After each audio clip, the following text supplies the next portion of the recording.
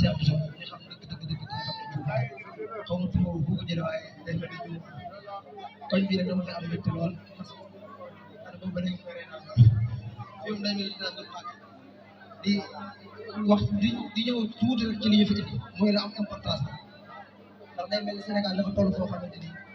surtout bu am solo la mooy élection législative yi ñu toll élection yoo xamante ni élection yi war a jox importance la ndax dinañu permettre ñaar dictature gi nga xamante ni moo nekk Sénégal président Macky Sall implanté ko dinañu permettre mu jóge fi ndax troisième mandat ñëpp xam nañ ne Macky Sall moom la bëgg boo gisee acte yi muy teg ku amul intérêt ci troisième mandat xam nga teg acte yu mel noonu élection législative yi li mu ko jaral day mel ni élection présidentielle 2019 sax jëralu ko kon ñun ndawi Touba war nañoo mën a jël suñu responsabilité sama xol na dafa seet lool ñaar moo tax mu seet li ma faral doon naa Pastef ku liggéey it mënoo cee bokk ndax boo fekkee bëgg a def liggéey bokk Pastef bu yàggee dafay toog da ngay bàyyi ndax loo am moo la fi bàyyi ku gis Serigne Mbacke Ndioub mi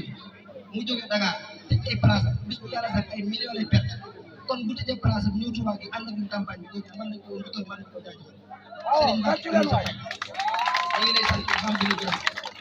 lii nga def tey jii boo ko doon defal waa APR ay millions lañ lay fay ndax ñi ma mën a def karawaan ci dëkk bi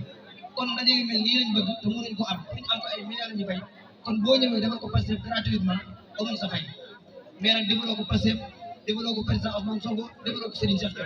réew mi nga koy defal li président Ousmane Sonko di wax moom laa wax fu mu war a dem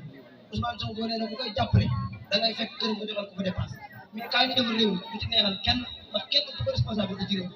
seen Mbacke Ndioub Ousmane ëpp na responsabilité ci réew li muy yëg moom ngay yëg kon ndokk yàlla ba ko xamee kon man na njukkal ndax nit ki boo koy njukkal nga def ko la war a def moo tax dana ko jaajëf kon sëñ Mbacke jërëjëf Sénégal nag ñun waa Touba ñoo ci ëpp responsabilité ñëpp ndax Touba li muy dugal ci biir Sénégal boobu Sénégal delloo kon war nañu jël suñu responsabilité bu baax ñi nekk ci nguur gi heure bu ñu soxlaa Touba rek ci lañu ñëw dugg Touba si ay milliards mais heure bu ñu defar Touba dañuy xool lu gën a bon ñu def ko Touba man damay faral di wax ne heure bu ñu yàlla dogal ñu nekk député ñu yóbbu ñu assemblée nationale lii ñëpp peut-être mooy santé nga xamante ni buñ ko annoncé di naan nangam milliards lañ koy def te buñ ko fay def buñ ko def tolloo loolu lii njëkk a di jënd ci lay bokkaat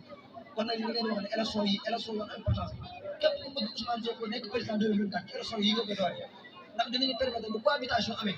waxuma ne 3 mais baatu Macky Sall fu mu dégg 3 lay daw kon nañ jël élection yi au sérieux bu sëriñ Cheikh Thioro lañ koy defal soxna Fatou Mbodj lañ koy defal ndax bu yàlla dogalee Ousmane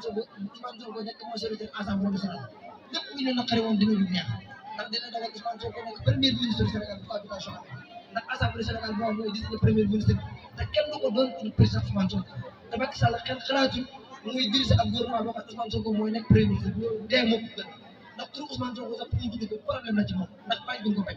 ko turu na Ousmane Sonko bu koy rendi da koy xool duñ ko rendi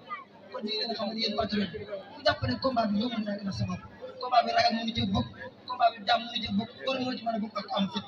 ndax liñ ci mën a fekk ñaar muy dee ak ñu tas te ñaar yooyu benn buñ ci Macky Sall def ñu fekk bu ñu tëjee bu ñu ko tëjee réew mi ko jàpp bu ñu rayee jàpp ñu fekk kon ñu gën a góorgóorlu ñu ngi leen di jaajëfal yéen waa Guèye bu baax a baax xam ne projet bi lii la doon tàmbali bi ñu koy tàmbali ñaar ñett ñoo ko tàmbali woon te léegi ay milliers de personnes ñoo ko bokk Macky Sall ñu toog fépp Sénégal te Ousmane Sonko fu ko neex mu dugg ci Sénégal loolu nag ànd ak dëgg moo ko may ànd ak ngor ànd ak jom kon waa Guèye ñu ngi leen di woo ci projet bi xam ngeen ci baat ma Serigne Mbacke bi di jaay aw santam di jaay am dertam lépp di ko jox Serigne Touba dara war a dugal jom